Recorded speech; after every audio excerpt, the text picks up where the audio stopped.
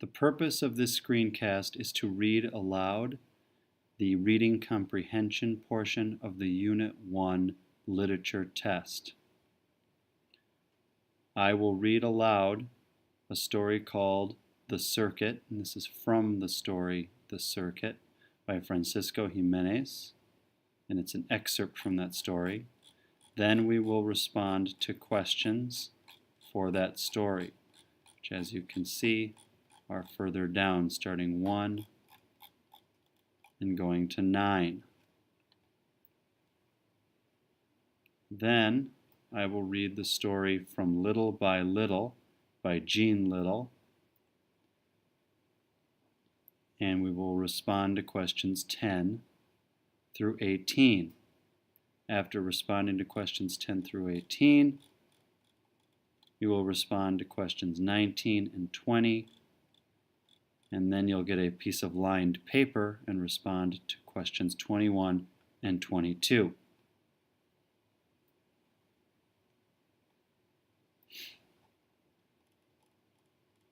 I will begin the reading. From The Circuit by Francisco Jimenez. After traveling for about 5 hours, we arrived at our new home in Orosi. It was an old 2-story yellow wooden house. It was located about 15 miles outside the city limits. Mr. Petrini, the owner, told us that the house was 70 years old. We could not use the second level because the floors were unstable. The first floor had 2 rooms and a kitchen. Behind the house was a large barn and hundreds of vineyards. It did not take long to unload our carcachita and settle in. Papa, Mama, and Rora took one room. Roberto, Trampita, Torito, Ruben, and I moved into the other one. After my brothers and I had put away our few things, I sat on the floor and looked at my pennies. I wanted to make sure they were not rubbing against each other in the box before placing them underneath the mattress. When I looked up, Rora was standing next to me. "Can I have one?" "One what?" I asked. "A penny," she answered. "Not one of these," I said. "These are special." She made a face and walked away, stomping her tiny feet. That evening, before going to bed, I checked on my pennies again. I then took off my shirt and carefully hung it on a nail in the wall and made sure my notepad did not fall out of the pocket. After our prayers, we slipped into bed. I had trouble falling asleep. I can't believe we are living in a house, I thought to myself. My little brothers must have been excited too, because they started whispering and giggling. Roberto tried to quiet them down, but they would not stop. "Listen," Roberto said in a loud whisper. "I hear La Llorona weeping upstairs." "I don't hear anything. You're just trying to scare us," Trampita answered. "No, I'm not," Roberto responded. "Just be quiet and you'll hear her." There was a dead silence for the rest of the night. The next day, before sunrise, Papa, Roberto, Trampita, and I went to pick grapes for Mr. Petrini. Mama stayed home to take care of my little sister and brothers. I took my notepad with me. I wanted to learn some spelling rules while I worked, but I couldn't. The angry, blistering sun did not let me. By 10 o'clock, my shirt was soaking wet.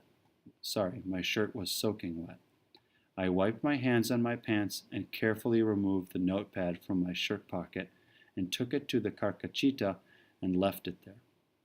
I did not want to get dirty and wet. By the end of the day, my whole body was covered with dust from the vineyards. My arms and hands looked like they were made of clay. I scraped the muddy coat off them with the hooked knife I used for cutting grapes. At sundown, when we got home, Mama and Rora drove to the store while Papa, Roberto, Trampita, and I stripped to our underwear and bathed in a trough that was behind the house. After we got dressed, I placed the notepad in the pocket of my clean shirt. When Mama returned, I helped her with the groceries. "Did you get any pennies and change?" I asked. She looked in her purse and handed me one. It was made in 1939. "Can I have it?" "Of course, mijito," she answered.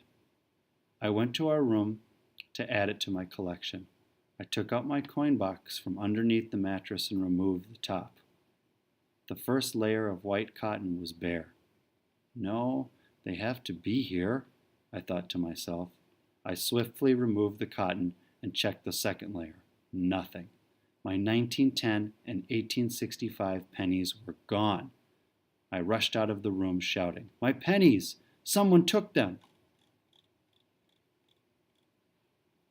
When I got to the kitchen, Rora ran and hid behind Mama, who was standing by the stove preparing dinner. "Did you take my pennies?" I yelled at my sister. "If you did, give them to me." Holding on to Mama's leg with her left arm, Rora extended her right hand and offered me 2 red gumballs. "I don't want your gum. I want my 2 pennies," I shouted. She dropped the gumballs and started whimpering. "Calm down, Panchito," Mama said. Then looking down at my sister, she said, "Mija, did you take Panchito's pennies?" Rora nodded sheepishly. "And what did you do with them?" Mama continued. Rora pointed to the gumballs on the floor. "Did you put the pennies in the gum machine at the store?" she asked. When my sister nodded again, my heart dropped to my stomach. I felt my face on fire. Everything blurred. I stormed out of the house, slammed the door behind me, sat on the front stairs, and cried.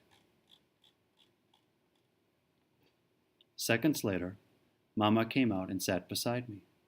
"I know how disappointed you are, mijito, but your sister is only 4 years old," she said tenderly. Then clearing her throat, she continued, "Let me tell you a story I heard when I was a little girl. Long ago, there lived a very smart ant who saved her pennies for so many years that she became rich. Many animals wanted to marry her, but they frightened her. The cat meowed too much, the parrot talked too much, and the dog barked too loud. A bull and a goat also scared her, but not a little brown mouse named El Ratoncito. He was quiet, intelligent, polite, and mannerly. They got married and lived happily for a long time. But one day, when the ant was cooking a pot of beans, she fell in it and drowned, leaving Ratoncito with a lot of pennies, but terribly sad and lonely. So you see, mijito, Rora is more important than the pennies.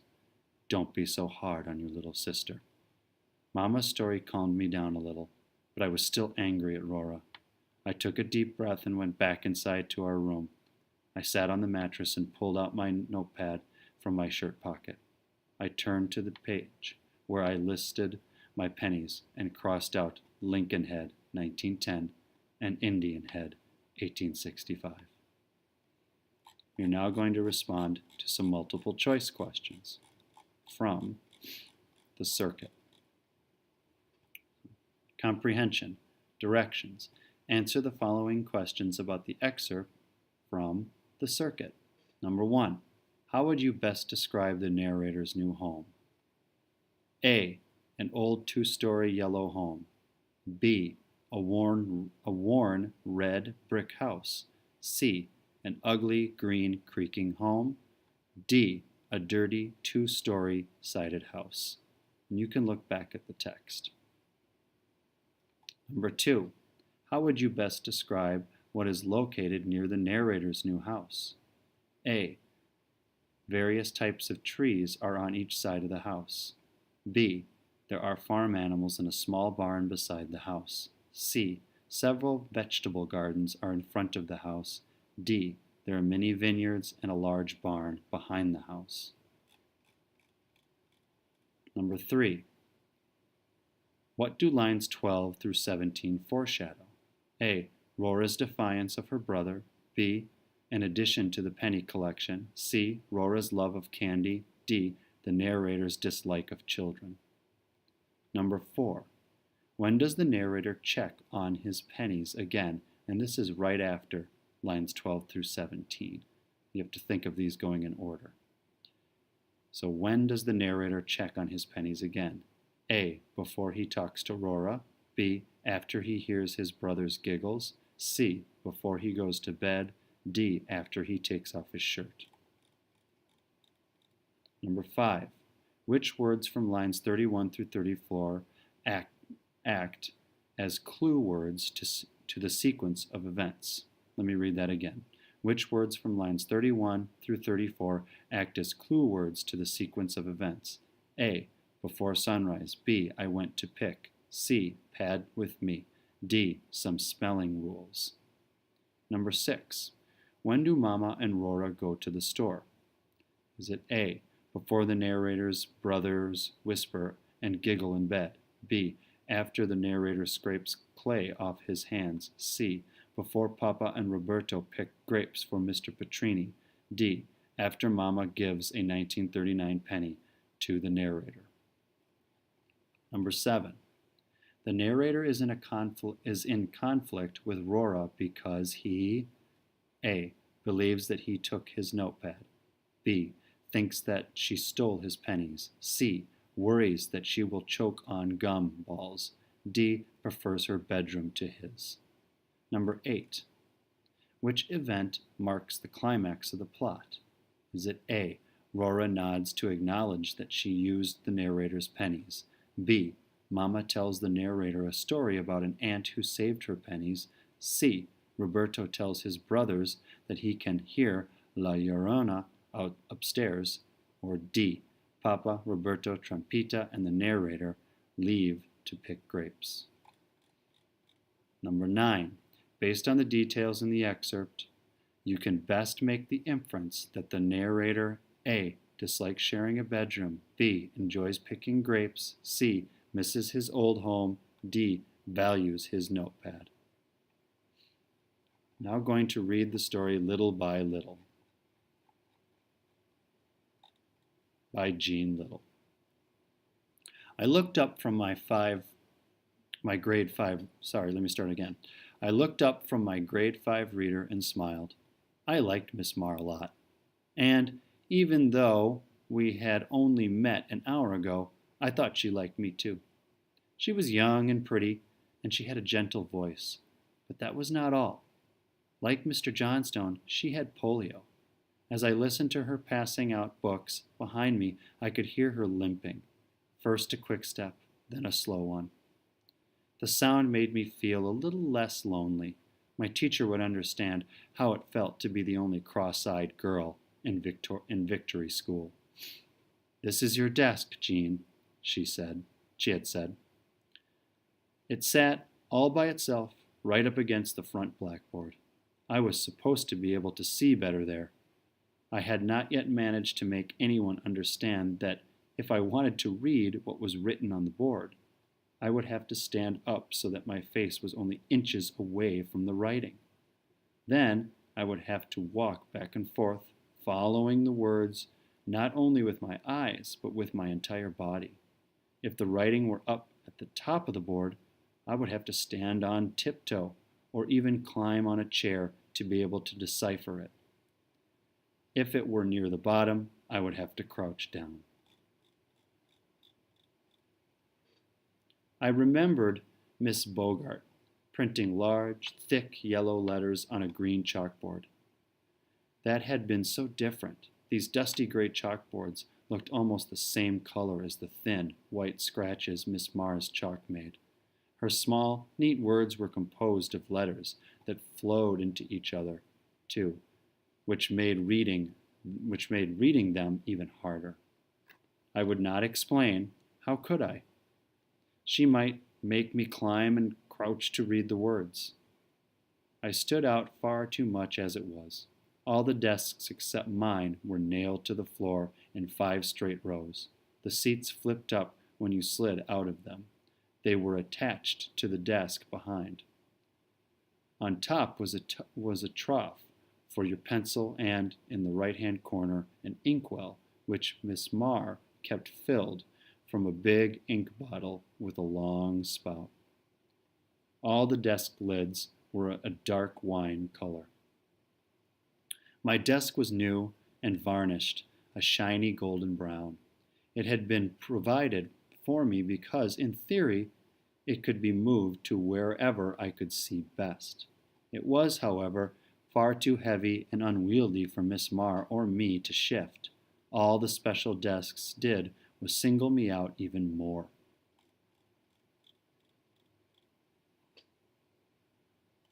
I turned sideways in my new desk so that I could match I'll start again. I turned sideways in my new desk so that I could watch Miss Marr and caught sight of Shirley Russell instead. If only she would notice me. Shirley had about her the magic of a story. She and her brother Ian had come from England and stayed with their aunt and uncle and be safe from the bombing. She had joined our class near the end of grade 4. Shirley had a lovely voice, with an accent like the child movie actress Margaret O'Brien's. She also had golden ringlets, longer and fairer than Shirley Temple's. She was a war guest. She was different, too, but everybody wanted to be her friend. Face the front, Jean, Miss Marr said. Here are your spelling words. She had typed them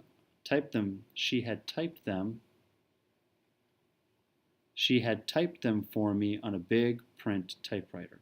I bent over them, drawing each letter on the roof of my mouth with the tip of my tongue. I had discovered that this helped me to remember them. It also helped fill in time. When the bell rang for recess, Miss Marr astonished me by saying to Shirley Russell, "This is Jean Little, Shirley. She can't see well. Would you be her friend and help her get into the right line when it's time to come back inside?" Shirley smiled sweetly and nodded her golden head. I could not believe this was really happening. Shirley Russell was actually going to be my friend. At last I was going to have a girl to do things with, and not just any girl, the war guest herself. We marched down the stairs and went out into the girls' side of the playground. I turned to Shirley, my smile shy, my heart singing. Shirley scowled, just underneath her breath, so that nobody but me could hear. She snarled, "You keep away from me. Get lost." Then she turned and ran. "Be my partner, Shirley, and I'll give you a Cracker Jack prize," I heard one girl call out. There was a hubbub of offered bribes and vows of eternal friendship. Nobody looked in my direction. I stood where I was, stunned into immobility. I should have guessed, perhaps, that our teacher had asked the impossible of the English girl. She was popular at the moment, but if she had me trailing after her, her accent might suddenly cease to be interesting and just be weird. She was a foreigner, after all, and she knew it. Before any of them had time to notice me watching them, I walked away to the far side of the playground. I leaned up against a tree and stared off into the distance, as though I had my mind on things other than silly grade 5 girls. To keep myself from crying, I began talking to the tree that was supporting me. "Are you lonely too, tree?" I murmured. "If you are, I'll come every day and talk to you. We could be friends." As I drew a shaking breath, much like a sob, I heard a gentle rustle above my head. I glanced up. The leafy branches seemed to nod to me. "You can count on a tree," I told myself. "A tree is better than a person." But I knew it was not true. We're now going to answer the questions, starting with number 10, and answer the following questions about the excerpt from Little by Little. Number 10, which piece of information do you learn in the exposition? A, Miss Bogart is a short, old woman who has nice handwriting. B, Jean decided that she will talk to the tall tree every day. C, Shirley receives many bribes from students who want to be her friend. D. Miss Marr is young, pretty, 5th grade teacher. Number 11. The majority of desks in Miss Marr's classroom are A. Positioned close to the blackboard. B. Varnished and shiny golden brown. C. Nailed to the floor in 5 straight rows. D. Filled with black ink pens and pencils. Number 12. What does line 33 foreshadow? A.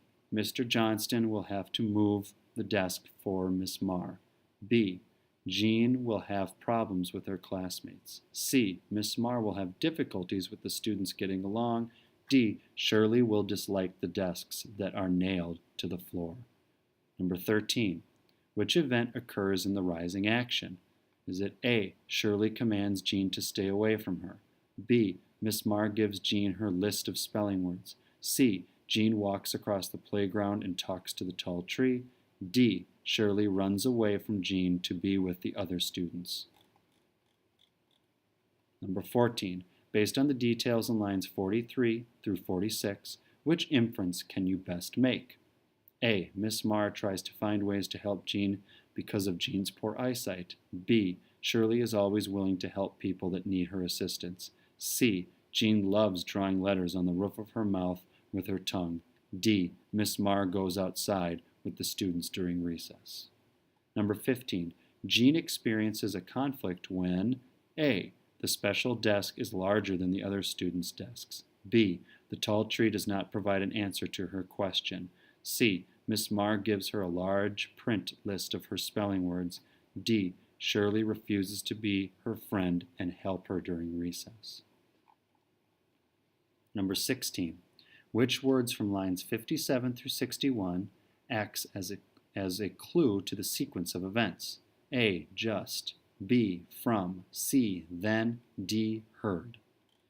Number 17. Which event happens in the following action? A. Shirley gives Jean a nasty look and tells Jean to go away. B. Miss Marr shows Jean where Jean's desk is located in this classroom. C. Jean walks away from any of the other students. Letter C. Jean walks away before any of the other students notice her watching them. D. Miss Marr asks Shirley to help Jean get in the right line after recess. Number 18. Based on the details in the excerpt, which inference can you best make? A. Jean has had problems making friends in the past. B. Shirley wishes she were back at her school in England. C. Miss Marr has previously worked with students with poor eyesight. D. Mr. Johnstone's polio affects his ability to teach.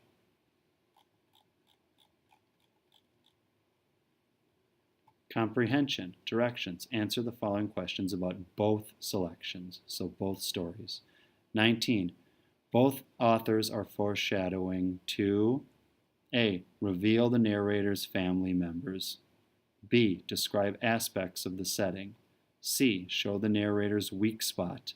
D. Illustrate the plot's falling action. Number 20. How are the main conflicts in both selections similar? A. Both conflicts deal with the disappointment. B. Each conflict is about anger with family. C. The conflicts both deal with losing friends. D. Each conflict is caused by shyness. You will get a separate sheet of paper to respond to 21 and 22. It should be lined paper. Directions. Write 2 or 3 sentences, so you have to use complete sentences, to answer the following questions on a separate sheet of paper. 21. Identify 2 pieces of information that you learn in the exposition of the excerpt from the circuit. 22. Based on the excerpt from Little by Little, you can make the inference that Shirley wants to be accepted by her classmates. Give 2 examples from the excerpt to support this inference. This ends the screencast.